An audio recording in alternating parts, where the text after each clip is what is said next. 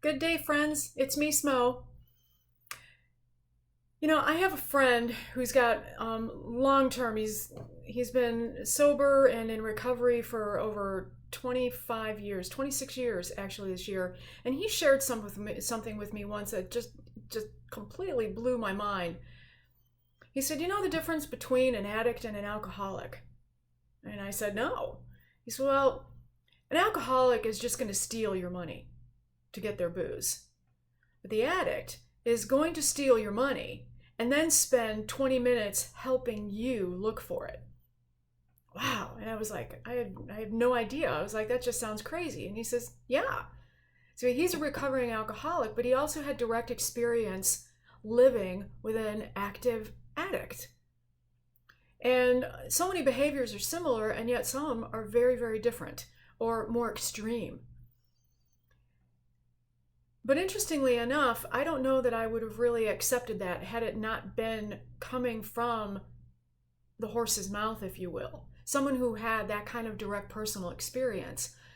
And that's a really important point for me as it relates to my own recovery, being a loved one of someone who's struggling with addictions. Information is not wisdom. And I read those 4 words this morning, and it really jumped off the page for me, even though I had it highlighted and evidently I'd read it once before. I can gain all kinds of knowledge and information and pass that along and just spout off all kinds of statistics and strategies and things that all of the those in my life who are drinking and drugging and using and abusing and everything that they should be doing. But here's the thing: they're not going to listen to me. I'm not them. I just love them. In 1998, I was standing in my kitchen, and I was in the midst of an argument with my father, who was relapsing from one of his addictions. And here's a tip: if you have active addiction in your life with someone that you love and that you care about, the probability is real that there's more than one. If it's drugs, booze often accompanies it.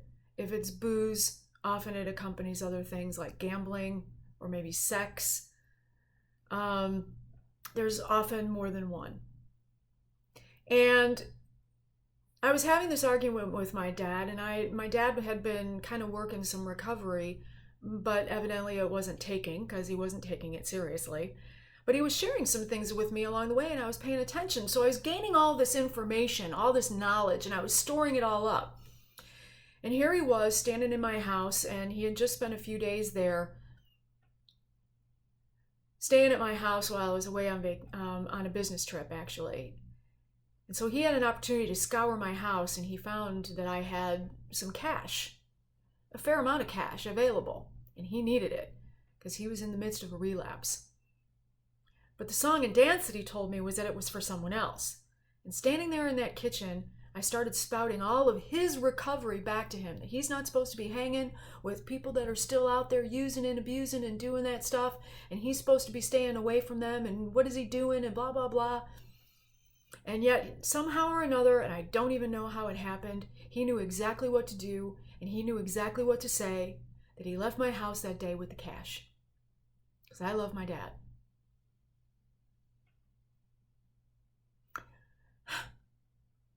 A week later, I got a call from my dad. He was in the hospital. He had checked himself into rehab. And the night before that he had done that, he was reaching a bottom. And he had reached a point for himself that he had 2 options. One was going to be to drive off of a bridge, or the other one was going to be to go and drive to a hospital. Well, I gotta tell you, getting a call from a hospital was probably one of the greatest gifts I'd ever gotten. Because the alternative, yikes. But the thing is, can you imagine the hopelessness and the despair and the helplessness that he must have felt, that he had reached a point in his life that that's all that was left? Drive off a bridge or go to a hospital. I cannot because I'm not an addict or an alcoholic. I just love one. And I am really glad that whatever happened for him in that moment in that car got him to a hospital. But my recovery from feeling those effects hadn't yet started. And when he called me from the hospital, and I asked him one question.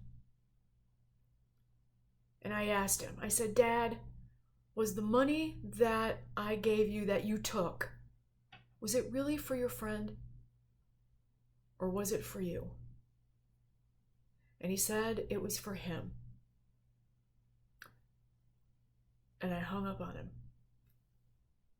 I'd never felt so directly affected than in that moment. I never thought. I never knew.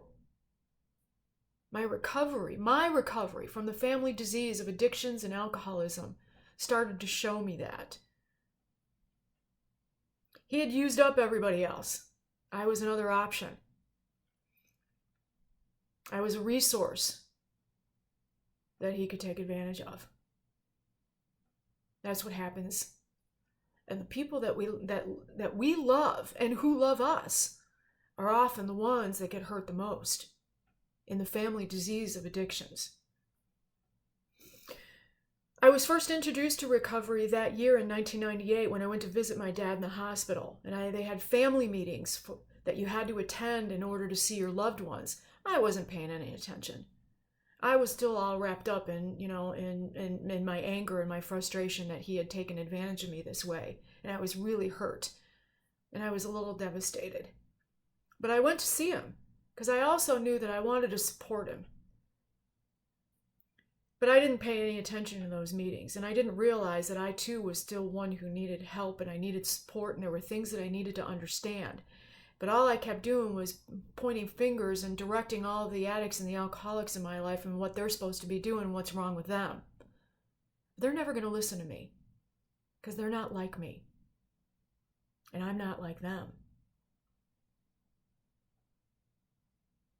At the same time that my dad was in inpatient rehab, I was in a 9-month young relationship with a man who drank a lot and whose drinking was growing in intensity and frequency and embarrassing to me. And Dad had been in rehab for a little bit. I'd been to a couple of these family meetings, and all I was doing was taking notes that I could come back and dictate to my loved one, my boyfriend at the time, of what's wrong with him and what he needs to do because I'm somehow an expert. Information is not wisdom. In many aspects of recovery, a variation and a segment of the serenity prayer is often used. Grant me the serenity to accept the things I cannot change, courage to change the things I can, and wisdom to know the difference. And the wisdom to know the difference was that no matter how much I love those sick and suffering in my life, and no matter how much they're using and abusing, anything that I'm verbally spewing out about what they're supposed to do in their lives is going to fall on deaf ears, because I'm not them. They relate to one another. Birds of a feather. My recovery showed me that, because actually I started to understand my recovery by listening to people who were experiencing things similar to me, and then I started hearing them tell their own tales, and they were doing just the same kinds of things I was doing. September is National Recovery Month. And yeah, it's about celebrating recovery and everyone who has reached recovery and sobriety in their lives, and those of us who have loved them, that are happy for them, and that our lives have all gotten better. But it's also for recovery for those of us who love people that are still out there sick and suffering, and we're suffering too because we love them. But do know this, #recovery month. You are not alone, and the pain and the anguish and the frustration that you are experiencing is real, but it is also something you can work on for you. And that no amount of information that you're going to be spewing out to those you love are they going to receive unless they're ready to. And most of the time, like my friend that recovering alcoholic who had an addict in their life knew what they were talking about because they could relate. Birds of a feather. Keep the conversation going. Share this video if it resonates with you, or you know someone who's really struggling and doesn't know what to do, or is trying to manhandle and manage and boss the addicts and the alcoholics in their lives around. Maybe this might be helpful information to them.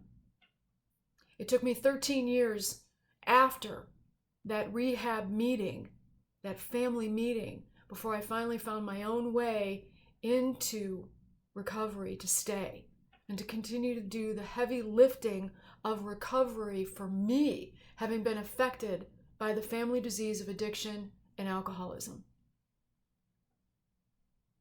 I kept dabbling along the way because I kept looking for the tools and the rules and the stuff that I could dish back to the users in my life to tell them what to do. And none of it was working. And life for me was getting worse. And I was feeling worse. I'll continue the story another time. But in the meantime, peace. I love you. I hope you have a really great day. You're not alone, and together we can make it. One day at a time. Take care, my friends.